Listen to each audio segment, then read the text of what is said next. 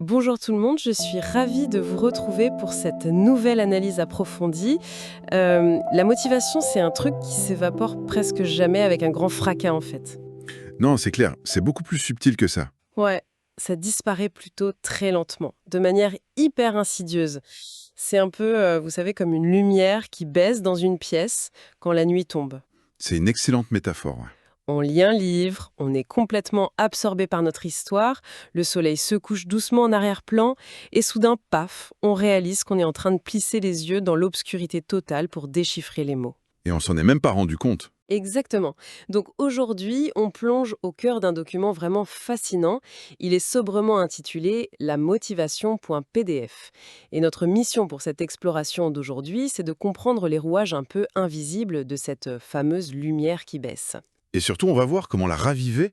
Oui, mais attention, sans tomber dans le piège habituel de la culpabilisation ou des grandes injonctions à la productivité pure et dure du genre lève-toi et travaille. C'est vrai que cette image de la pièce qui s'assombrit imperceptiblement, ça pose vraiment le cadre idéal pour notre analyse. Parce que quand on se retrouve dans le noir, enfin, métaphoriquement parlant, quand on n'arrive plus du tout à avancer sur un projet, la réaction instinctive de la majorité des gens, c'est l'autoflagellation. Ah oui, on s'en veut terriblement. C'est ça. On perçoit cette perte d'élan comme un défaut de fabrication de notre volonté, ou un manque cruel de discipline personnelle. La fameuse paresse, en fait. Ah, la paresse. Le grand mot est lâché. Voilà. Or, l'examen détaillé de ce document révèle une réalité qui est bien plus complexe, et honnêtement beaucoup plus mécanique. Cette perte de motivation, c'est pas du tout une faille morale. D'accord, donc c'est quoi alors? C'est le symptôme clair d'un déséquilibre systémique au sein de nos habitudes et de notre environnement cognitif. Un déséquilibre systémique, carrément. Ouais. Et la beauté de cette perspective, c'est que, puisqu'il s'agit d'un système qui se dérègle, c'est par définition un système qu'on peut recalibrer, de manière tout à fait rationnelle. C'est absolument pas une fatalité qui serait gravée dans notre caractère. Mais c'est génial ça, cette idée de recalibrage systémique, ça change complètement la donne pour ceux qui nous écoutent. Bon, décortiquons un peu tout ça. Avant de chercher frénétiquement des solutions pour réparer la machine, la logique voudrait qu'on comprenne d'abord ce qui a provoqué cette baisse de tension électrique. Bien sûr, il faut identifier la cause à la racine. Et justement, la toute première cause identifiée dans la source, ça pointe pas du tout vers un relâchement de la volonté. Ça pointe plutôt vers une forme d'amnésie hyper pernicieuse. L'amnésie de nos intentions, c'est fascinant ça. Ouais, l'amnésie de nos propres intentions. Le texte explique qu'au lancement d'un projet, l'objectif y brille, l'envie est palpable, l'énergie est au maximum. Et puis, inévitablement, la routine s'installe. Le quotidien prend le dessus, ouais. C'est un peu l'analogie du grand voyage en voiture, en fait. On part avec plein d'enthousiasme pour traverser le pays, pour aller vers une destination de rêve. Et au fil des heures, des kilomètres, qu'est-ce qui se passe, Evelyne? L'attention se resserre. On finit un peu hypnotisé par le bruit régulier des essuie-glaces, par la ligne blanche au milieu de la route, la fatigue au point d'oublier totalement la montagne ou l'océan qui nous attend à la fin. On perd complètement la vue d'ensemble. C'est ça, on a le nez collé au guidon. Et le fameux pourquoi du tout début, il se dissout. En fait, le mécanisme psychologique et neurologique derrière cette amnésie, il est particulièrement éclairant. Le cerveau humain, il est toujours dans un souci d'économie d'énergie. Donc, il bascule très vite d'un fonctionnement orienté vers l'objectif, ce qui coûte hyper cher en ressources mentales, à un fonctionnement orienté vers l'habitude. Qui est beaucoup plus économe du coup. Voilà, c'est beaucoup moins coûteux.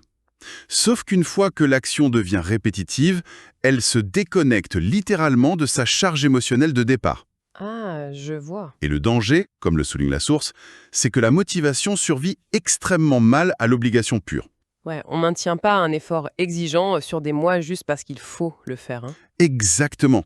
Pour que le moteur continue de tourner malgré la friction quotidienne, la tâche doit être irriguée en permanence par quelque chose de profondément personnel. D'où la nécessité de se poser la question pourquoi ça compte vraiment pour moi, au fond? C'est ça, c'est pas une question philosophique abstraite en l'air, hein. C'est une vraie technique hyper concrète pour réactiver les circuits cérébraux liés à la valeur et à la récompense. D'ailleurs, le document est assez spécifique sur la nature de ces moteurs profonds. Il cite des besoins humains qui sont vraiment universels.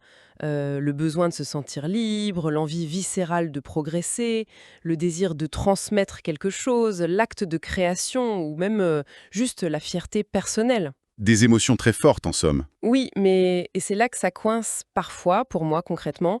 L'écart me semble gigantesque entre ces beaux idéaux et la réalité du terrain. C'est-à-dire? Bah, quand on a la tête sous l'eau et qu'on doit traiter une tâche extrêmement répétitive, voire franchement ennuyeuse, comment on fait pour relier, je sais pas, remplir un tableau Excel pénible à une émotion existentielle énorme? La clé, en fait, elle réside dans la manipulation de notre propre perception de l'effort. Le texte souligne que c'est presque jamais la tâche brute qui génère l'élan, C'est vrai que la tâche en soi, elle est souvent neutre. complètement neutre. Remplir des dizaines de lignes de comptabilité ou répéter des gammes au piano pendant des heures, c'est des actions souvent perçues comme aversives par notre cerveau, reptilien. Il veut juste fuir. Ouais. Donc le carburant de l'action, c'est l'histoire, la narration qu'on construit autour de cette tâche spécifique. Ah, donc on se raconte une autre histoire. En prenant consciemment juste quelques secondes pour se rappeler que ce fichier comptable interminable, c'est la brique indispensable qui finance un grand projet d'indépendance financière, ou que ces gammes ennuyeuses, c'est le chemin direct vers la fierté de jouer sur scène. Bah là, on court-circuite le sentiment de corvée immédiat. On transforme une contrainte externe en un choix interne. Exactement. On modifie pas du tout la nature pénible de la tâche. On modifie sa fonction dans notre écosystème personnel. Ce qui signale au cerveau que le coût de l'effort est justifié, en fait. Et ça rallume l'attention. Mais attendez, c'est là que ça devient vraiment intéressant. Parce qu'il y a un angle mort dans cette théorie, non? Lequel? Admettons que notre objectif ait un sens profond. C'est très clair, la narration est super solide, la destination finale nous fait rêver, et malgré tout ça, on reste totalement bloqué, figé sur le canapé. La paralysie subsiste. L'esprit veut, mais le corps refuse de suivre. Ah oui, le fameux blocage physique. La source attribue ça à un deuxième grand coupable. Et c'est un coupable qu'on confond presque systématiquement avec un défaut de caractère, encore une fois. Et ce deuxième facteur critique? C'est tout bêtement l'épuisement pur et simple. L'épuisement, que ça se manifeste par une saturation mentale, où le cerveau a dû traiter un volume écrasant de micro-décisions toute la journée, ou une vraie fatigue physique accumulée, le texte met en lumière un problème majeur de notre époque. La productivité toxique. Oui, la confusion permanente entre la disponibilité de l'énergie et la force de la volonté. On a développé cette habitude de juger un réservoir d'énergie vide avec la même sévérité morale qu'un moteur qui serait défectueux. Ah oui, c'est fou. Un système nerveux épuisé ne souffre pas d'une crise existentielle, il souffre pragmatiquement d'un manque de ressources métaboliques de base pour initier l'action. C'est comme essayer de faire tourner une énorme mise à jour logicielle sur un téléphone qui n'a plus que 1% de batterie. L'écran fige, ça crache. Tout à fait. Et face à ça, personne ne se dit que l'application est moralement mauvaise ou que le processeur manque de conviction. Le problème, c'est la batterie. Il y a juste plus de courant. C'est une très bonne façon de le voir. Mais ce qui est sidérant, c'est que face à notre batterie humaine à 1%, la société nous balance constamment des trucs comme « Allez, force un peu, fais-toi violence, tout est dans la tête ». Alors que la thèse de notre document dit littéralement l'inverse de cette philosophie de la force brute. Un esprit épuisé transforme les petites tâches en montagnes. Donc, si je comprends bien, ralentir délibérément, ça devient une vraie stratégie d'action. C'est même la condition physiologique de base pour agir sur le long terme. Il y a un mécanisme neurobiologique d'autopréservation qui joue ici. Quand le cerveau manque de repos ou de glucose, le cortex préfrontal qui gère la planification complexe et la discipline, il perd le contrôle. Et c'est qui prend le volant, du coup, alors? L'amygdale et les systèmes plus primitifs. Et eux, ils favorisent la survie immédiate, la conservation de l'énergie et la recherche du moindre effort. D'accord, donc accorder du repos au cerveau, c'est pas une perte de temps. C'est une réallocation vitale des ressources. Absolument. La solution face à ces fameuses montagnes illusoires, c'est pas de chausser des crampons métaphoriques et de grimper en apnée. Ce passage en force, ça creuse juste la dette de fatigue et ça crée de la culpabilité. Il faut récupérer les nutriments de l'élan d'abord. Voilà. Bien dormir, alléger la charge mentale en reportant ce qui presse pas, ralentir le rythme pour baisser le cortisol. L'auteur utilise une métaphore agricole que j'adore. La motivation ne pousse jamais sur un terrain aride ou brûlé. Faut refertiliser le sol avec du repos avant de planter des graines. C'est super clair. Alors, supposons qu'on a fait les choses dans l'ordre. On a le sens, on est reposé, l'énergie est là, mais le bouton « Action » semble toujours peser une tonne. Comment on démarre? C'est là que le texte s'attaque à la plus grande illusion romantique sur le travail. L'idée qu'on doit impérativement ressentir l'envie ou être inspiré avant de commencer. Oui, l'illusion de l'attente. On s'imagine que la motivation doit précéder l'action, on attend que les planètes soient alignées, que l'humeur soit parfaite. Ou pire, on s'attend à avoir des résultats spectaculaires dès les premières minutes pour avoir envie de continuer. Et c'est un piège. Un piège cognitif redoutable. La vérité dévoilée par l'analyse, elle est très contre-intuitive, mais hyper libératrice. Et la motivation n'apparaît presque jamais en amont de l'effort. Attendez, vraiment? Oui. Mécaniquement, elle est le sous-produit direct du mouvement. C'est l'action elle-même qui enclenche l'envie. Pas l'inverse. Alors là, ça bouleverse tout. Mais d'un point de vue logique, dire à quelqu'un qui a zéro envie, commence quand même, l'envie suivra. C'est le paradoxe de la poule et de l'œuf. Comment je génère ce premier mouvement sans la moindre once de motivation? Le secret, c'est de manipuler la friction initiale. La méthode détaillée dans le document contourne la résistance du cerveau grâce à la discipline douce. La discipline douce. Donc pas question de se dire je vais m'asseoir et finir ce projet de 50 pages là maintenant. Surtout pas. Face à ça, le cerveau évalue le coût énergétique massif et déclenche une paralysie par analyse.